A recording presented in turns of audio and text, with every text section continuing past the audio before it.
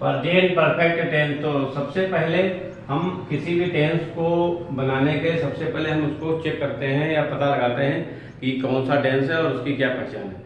तो हर एक टेंस की पहचान आपको आनी चाहिए। तो पहचान से ही पता चलता है कि ये वाक्य जो है या ये सेंटेंस जो है किस टेंस का है ना। तो हिंदी में अगर हम बात करें तो इसमें चुका चुकी आता है। इंग्लिश में अगर जब हम किसी टेंस की को पहचानते हैं तो उसके हेल्पिंग वर्ब या मेन वर्ब है ना, यानी किसी भी टेंस को अगर आप पहचानोगे तो पहला पॉइंट क्या है, हेल्पिंग वर्ब, हेल्पिंग वर्ब से पहचानेंगे, और दूसरा है मेन वर्ब, मेन वर्ब, यानी हेल्पिंग वर्ब और मेन वर्ब से हम किसी भी सेंटेंस को पहचानते हैं। अगर ये चीज़ें आपको नहीं आ रही है तो आप सेंटेंस नहीं पहचान पाएंगे, और फिर आपको active, passive, direct, indirect, correct, incorrect, ऐसे बहुत सारे जो ग्रामर में फैक्ट आते हैं जो सेंटेंस करने के लिए आते हैं, वो बोर्ड एग्जाम में और कॉम्पिटेटिव एग्जाम में भी।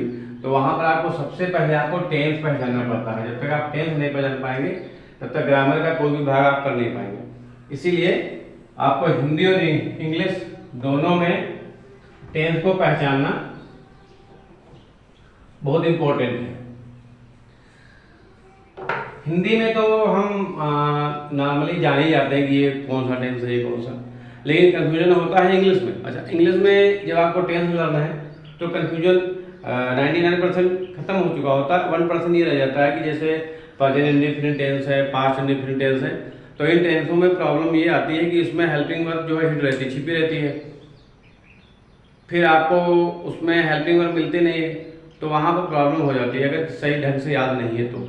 जैसे वहाँ पर क्रिया की फर्स्ट फॉर्म होगी, उसमें यस यस जुड़ा होगा, किसमें नहीं जुड़ा होगा, किसमें क्रिया की सेकेंड फॉर्म जो है दी होगी, उसमें हेल्पिंग वर्ब नहीं होगी। तो ऐसी कंडीशन में जो है आप टेंस पहचानने में थोड़ा सा मिस करते हैं।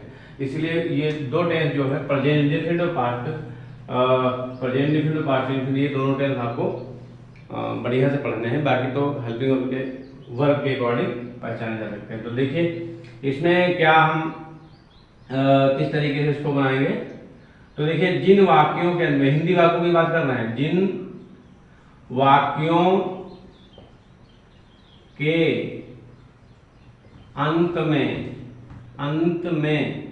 अंत में क्या चुका है, चुकी है और चुके हैं, ठीक है, चुका है, चुकी है, चुके हैं, ये शब्द जब आएंगे तो वो प्रेजेंट परफेक्ट टेंस होगा। आदि शब्द समूह आते हों तो वह प्रेजेंट परफेक्ट टेंस कहलाता है, ठीक है, कहलाता है, ये याद रखो, ठीक। अब इसके जो रूल हैं, जैसे हिंदी में हम इस बात को लिख देते हैं, तो वह खाना खा चुका है, ठीक है, ये वह खाना खा चुका है, तो ये अब चुका है लास्ट में दिया है। अब देखिए इसमें भी चुका दिया है यहाँ पर, ये तो चुका गया, तो इसका मतलब आपको क्लियर होगा कि ये प्रेजेंट परफेक्ट टेंस है, ठीक। अब आगे जो इन टेंसों को हम बनाते हैं, तो टेंस तो बार बार वही रिवर्स करेंगे, subject, helping verb, main verb, object, है ना, तो रिवर्स होता रहता है, पर इसमें अलग अलग इसके रूल्स होते हैं, किस टेंस को किस टेंस के अकॉर्डिंग चेंज करते हैं। तो अनुवाद बनाने के नियम, अनुवाद बनाने के नियम,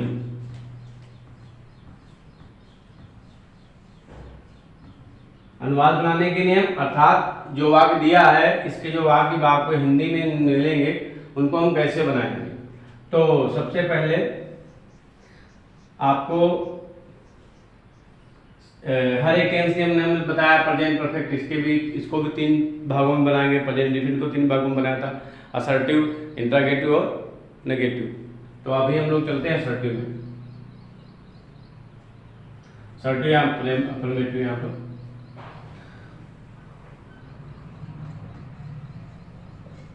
अफर्मेटिव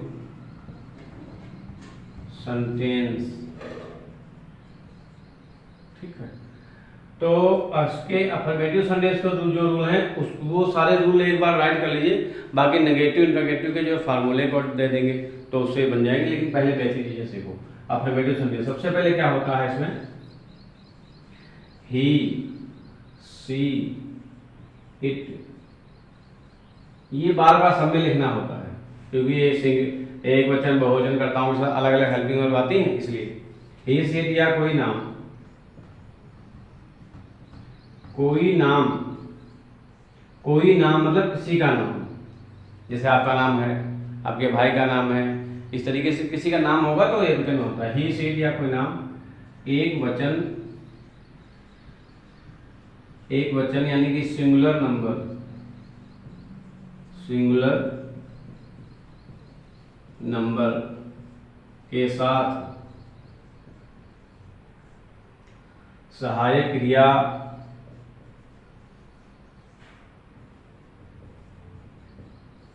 सहायक क्रिया यानी कि हेल्पिंग वर्ब, हेल्पिंग वर्ब को हम एच बी लिख देते हैं, देखो हेल्पिंग वर्ब,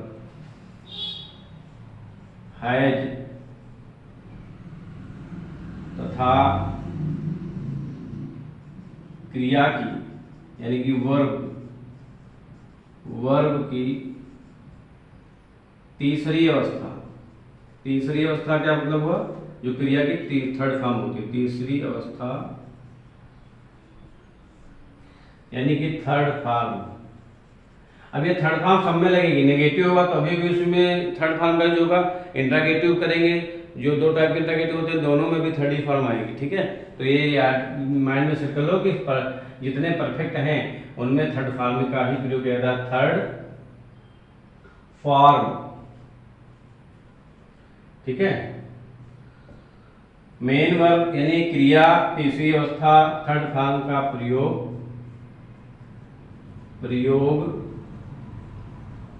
करते हैं,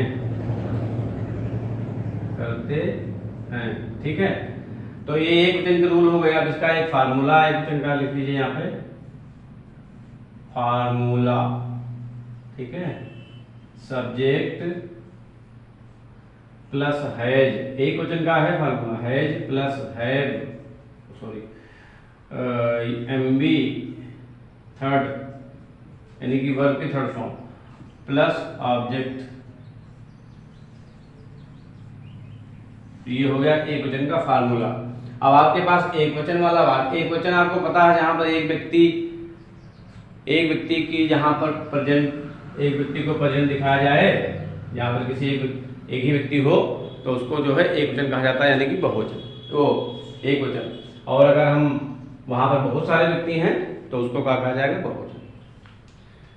तो यहाँ पे ये जो वाक्य है, वह खाना खा चुका है, ये एक वचन का, तो इसको देखिए बनाते हैं। अब आगे इसके जो फॉर्म है उसके अकॉर्डिंग बनाते हैं। तो जैसे दिया वह खाना खा चुका है, तो यहाँ पर वह है तो लिख लीजिए वह खाना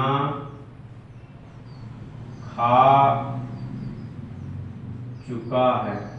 अब इसको इसी फार्मूले पे बनाइए, सब्जेक्ट कौन है, वह, तो यहाँ पे क्या लिखेंगे, ही, कौन, वह क्या करता है, खा चुका है, तो आपको हैज लगाना है यहाँ पर, इसी के according has plus MB, MB कौन होती है, खाना, खाना पीना, उठना बैठना, देखना जागना, भागना काटना पीटना लटकना, इस तरीके से बहुत सारी जो आपकी वर्ब होती हैं जिसमें जो कार्य को करता हुआ दिखाती है। ही हैज, अब खाना, ईट एट ईटन, ईट एट ईटन फूड, ठीक है, फूड, ठीक है, वह खाना खा चुका, तो ये क्लियर हो गया है क्वेश्चन।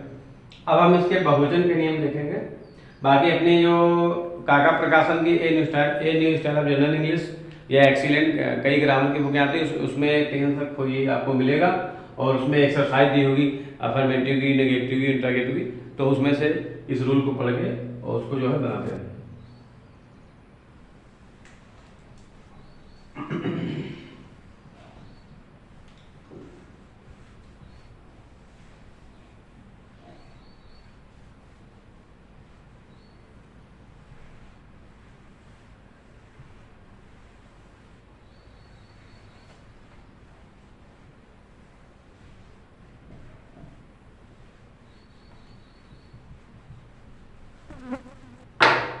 अब देखिए इसका दूसरा rule, I we you they बहुवचन कर्ता कर्ताओं, बहुवचन कर्ताओं के साथ, बहुवचन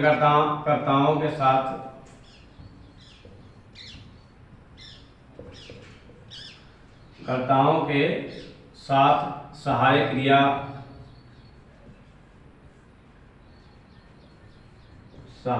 क्रिया, यानी कि हेल्पिंग वर्ब, हैव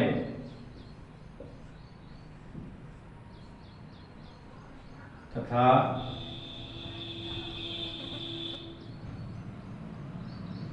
मुख्य क्रिया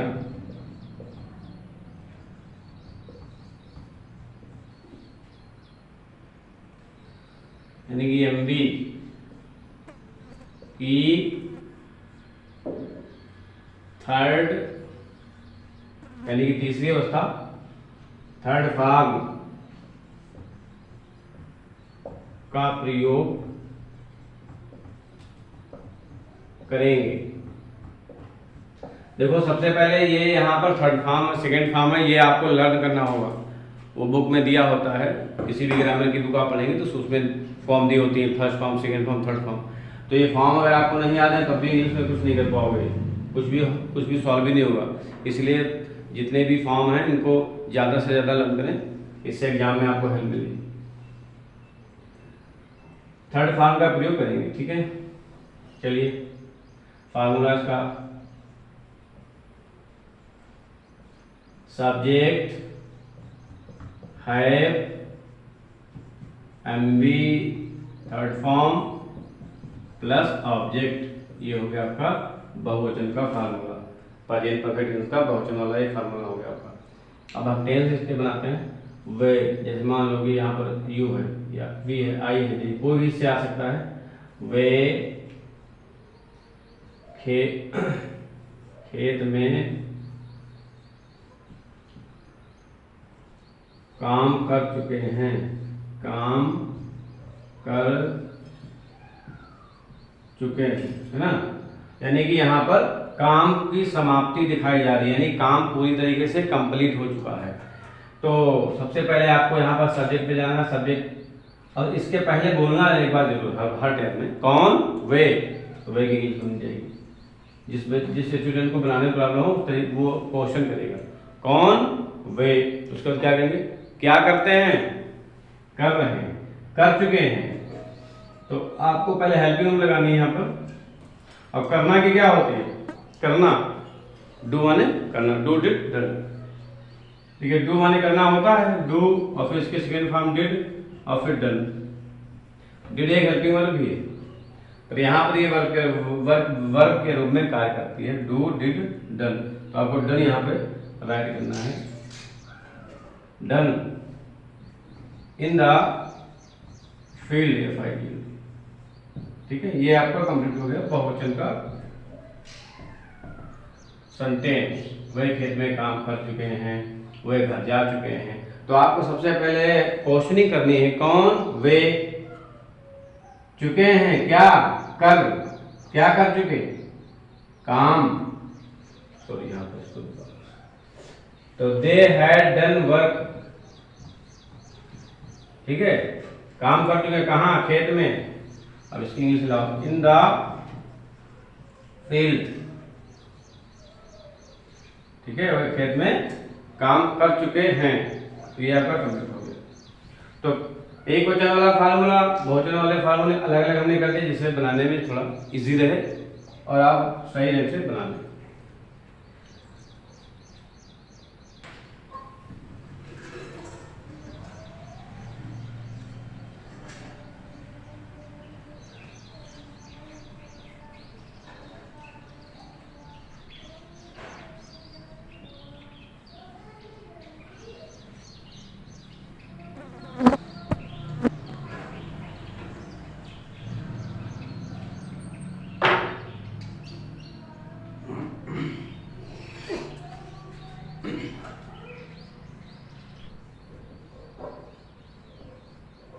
हिंदी में कहा जाता है नकारात्मक।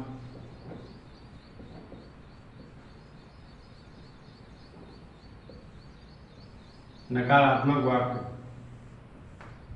ठीक है, जिससे किसी कोई भी सूचना जो भी आपको मिलेगी वो नेगेटिव होगी, तो इसलिए इसको कहा जाता है नेगेटिव सेंटेंस। ठीक है, किसी भी कार्य को करने के दो सेट होते हैं, करेंगे नहीं करेंगे, करता है नहीं करता है, खाता है नहीं खाता है ना, दो तरीके से। तो नेगेटिव सेंटेंस में आपको बाकी सारा रूल्स वही लगाना है, क्रिया भी वही लगानी है, बस इसमें नेगेटिव है तो इसका मतलब है इसमें नॉट आना चाहिए, जाहिर सी बात है।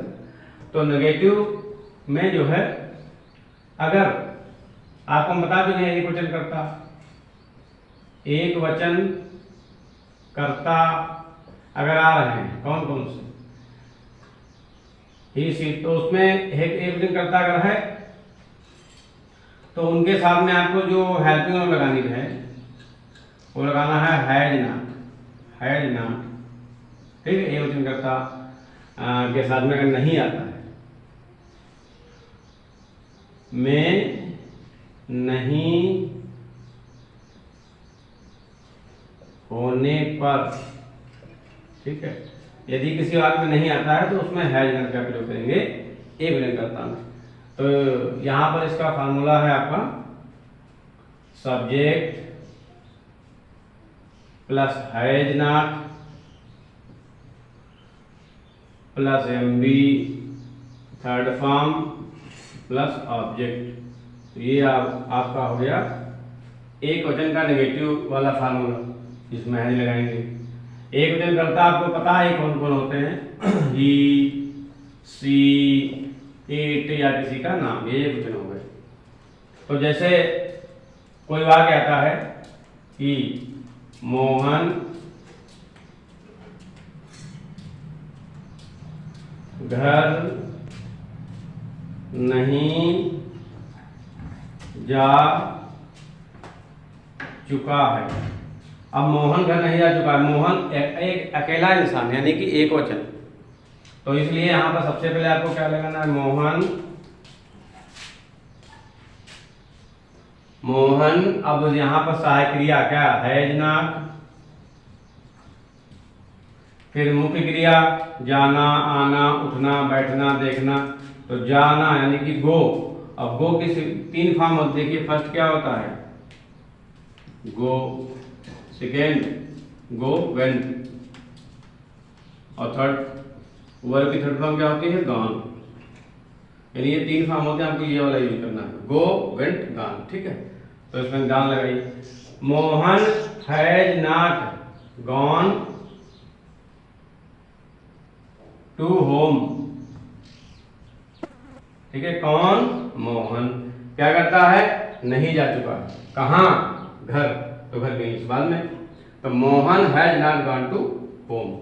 तो इस तरीके से एक वचन कर्ता वाले जो भी नेगेटिव सेंटेंस आएंगे उसमें ये फार्मूले का यूज करेंगे।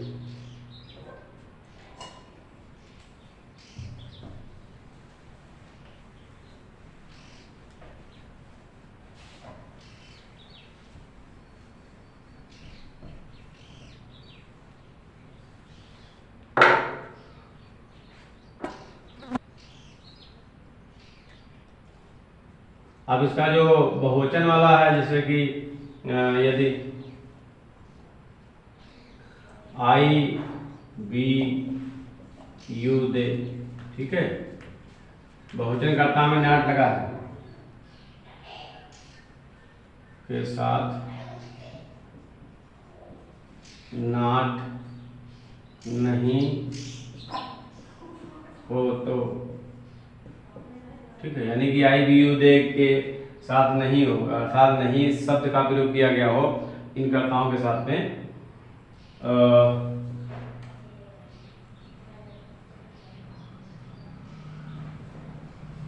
बहुवचन कर्ताओं के साथ अगर ऐसा होता है तो आपको फार्मूला ये लगाना है, सब्जेक्ट प्लस हैव नॉट वैसे हम बता तो सकते थे उसी में, लेकिन हम सोच रहे कि एक एक स्टेप बता दें जिससे कि समझ जाओ अलग अलग बहुवचन में कौन है ना। तो subject has not plus M B third form plus object, ये फार्मूला होगा। कोई एग्जाम्पल लेते हैं, तुम बाजार नहीं जा चुके हो, ठीक है, तुम बाजार नहीं जा चुके हो। तो अब यहां पर आपको वही करना, कौन, तुम, यू क्रिया लगाइए, have not go went gone, कहाँ नहीं यार, बाजार, द मार्केट, द मार्केट। तो ये इसका हो गया बहुवचन नेगेटिव सेंटेंस।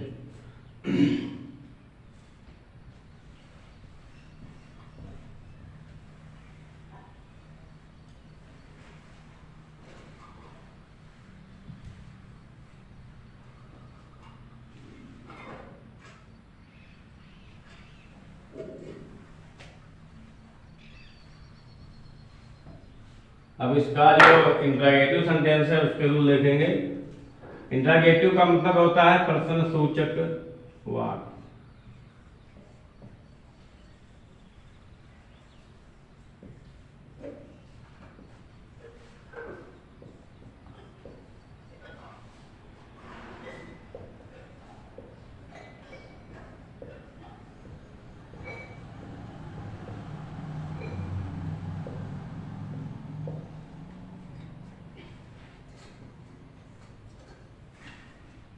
तो इंट्रागेटिव सेंटेंस हमने बताया था दो प्रकार के होते हैं, फर्स्ट टाइप और सेकेंड टाइप। फर्स्ट टाइप वाले जो हेल्पिंग वर्ब से शुरू होते हैं और सेकेंड टाइप जो क्वेश्चन वर्ड से शुरू होते हैं। फर्स्ट टाइप हेल्पिंग वर्ब से और सेकेंड टाइप क्वेश्चन वर्ड से, ठीक है। तो ये याद रखो, ये सभी में बार बार आपको करना पड़ेगा। तो इंट्रागेटिव का सेंटेंस आता है इसका इंट्रागेटिव ऐसे होगा, क्या वे पानी पी चुके हैं, क्या वे पानी पी चुके हैं। तो यहां पर आपको जो है सबसे पहले इसमें इंट्रागेटिव निशान लगा होता है, पहले टेंस में बता चुके हैं, ठीक। ये इंट्रागेटिव सेंटेंस कहीं भी लिखा होगा तो इसमें जो ये निशान है इसको हम बोलते हैं प्रश्न सूचक चिन्ह, प्रश्न सूचक चिन्ह, ठीक, ये इसको कहा जाता है। तो ये जहां अगर इंग्लिश जैसे क्वेश्चन हम करते हैं तो इंग्लिश में करते हैं, हिंदी में करते, दोनों में ये सिंबल आता है, क्योंकि क्वेश्चनिंग हम इंग्लिश में भी कर लेते हैं और हिंदी में भी करते हैं, इसीलिए दोनों सेंटेंसों में ये सिंबल आपको लगाना ही लगाना है, कहीं पे मिस नहीं करना। तो अब इसमें इसको बनाने के लिए आपको दो फार्मूले चाहिए, क्योंकि ये तो हो गया आपका फर्स्ट टाइप वाला। अब सेकेंड टाइप वाला क्या होगा, यही वाक्य इस तरीके से लिख दीजिए, जैसे वे क्यों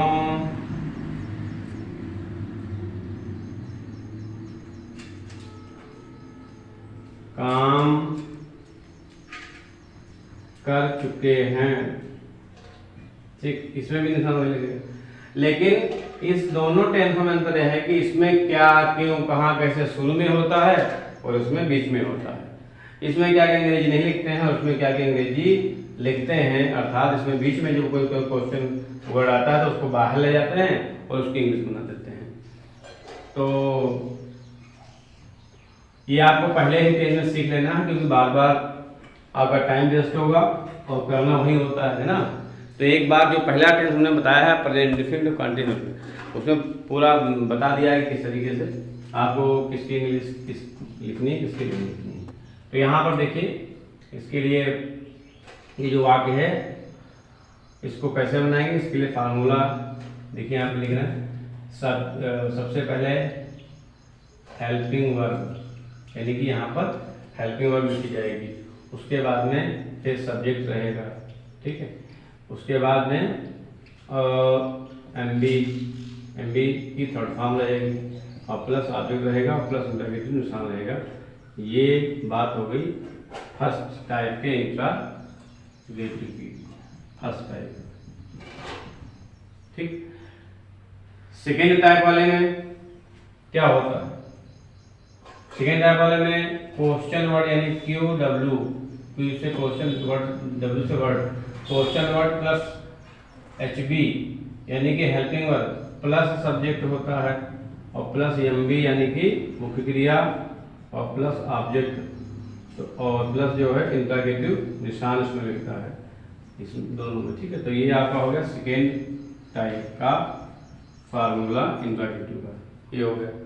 अब दोनों ये जो है इसको बनाइए। तो सबसे पहले हेल्पिंग बनानी, आपको पता है हेल्पिंग वर्ब बहुवचन में और एक वचन में क्या क्या होता है, क्या हुआ, ये एक वचन का फार्मूला है। तो और बहुवचन में भी, दोनों में मतलब कि हेल्पिंग वर्ब आप अपने हिसाब से लगा लेंगे, जो भी जैसा करता हो उस हिसाब से लगाएंगे। तो यहाँ पर ये इंटरगेटिव है, फर्स्ट टाइप, ये सेकेंड है। तो देखिए यहाँ सबसे पहले हेल्पिंग वर्ब तो वहाँ दिया है, तो इसका मतलब हेल्पिंग वर्ब क्या आएगी, हेल्पिंग वर्ब यहाँ पर आपको पता होना चाहिए, चाहे यहाँ पे आप लिख लें, लिख लीजिए तो बेटर रहेगा, तो भूल जाएंगे, लिखने से ठीक रहेगा। देखिए सबसे पहले आपको यहाँ पर लिखना है जो है, ठीक है, और है, और इसमें क्वेश्चन वर्ड में तो आपको लिखना है क्वेश्चन वर्ड तो सारे के सारे आप दे देते हैं, ठीक है। तो है subject plus M B third form, यहाँ एच बी लिखा हुआ है तो यहाँ पर भी है लिख दीजिए, है और है, ठीक।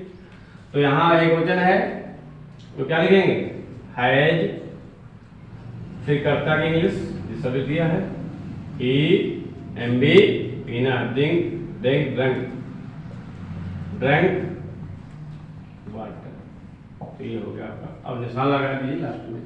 तो हैज ही ड्रैंक वाटर, वह क्या हुआ, पानी पी चुका है। सेकेंड वाले में देखिए वे क्यों काम कर चुके हैं, वे क्यों काम कर चुके हैं। तो सबसे पहले हमें क्वेश्चन वर्ड ढूंढना है, क्वेश्चन वर्ड हमें यहाँ पर दिया है, यानी प्रश्नसूचक शब्द आपको ढूंढना है इस लाइन में कि कहां पर दिया है। तो यहाँ पर ये दिया है क्यों।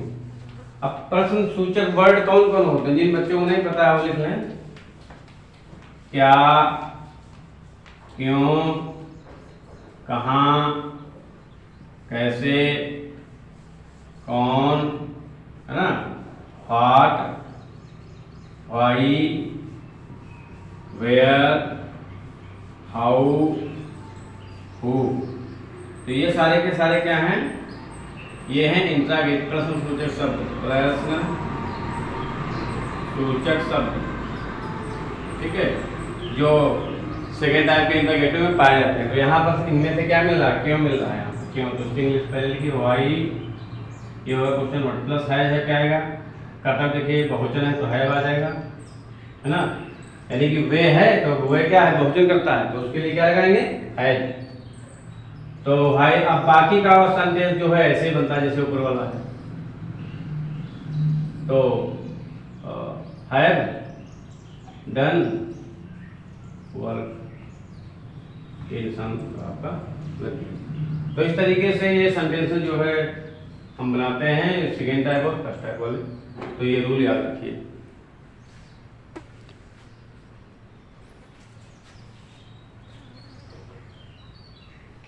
अब कुछ 2-4 सेंटेंस हम कर लेते हैं जिससे आपको बनाने में हेल्प हो जाएगी किस तरीके से बनाया जाता है।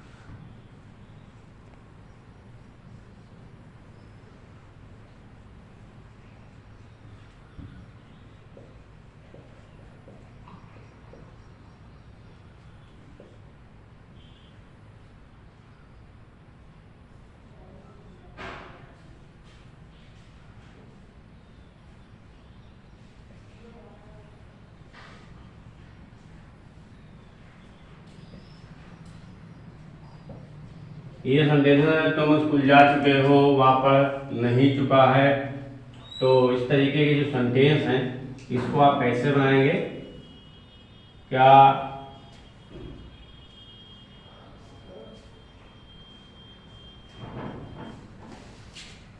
धोबी कपड़े धो रहा है, धो रहा है।